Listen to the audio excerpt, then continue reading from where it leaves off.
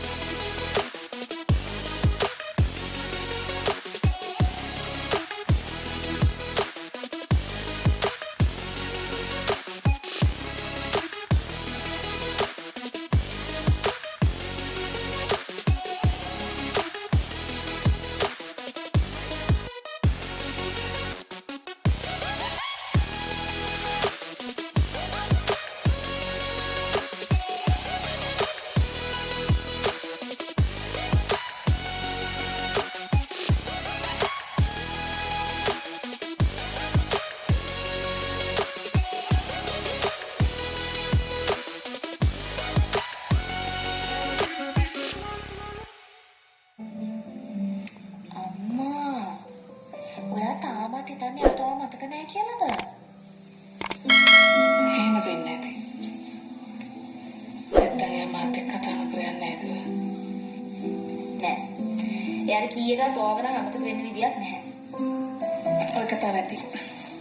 මේ සිය තාත්තා එයාගේ යාළුවෙකුට කතා කළා. ඒගොල්ලන් කියලා හිටරයට අපිට නවතින්න කියලා. ඉතින් අපේ channel එකෙන් දෙනවනේ හොටෙල් එකක් ඉන්න. එහෙම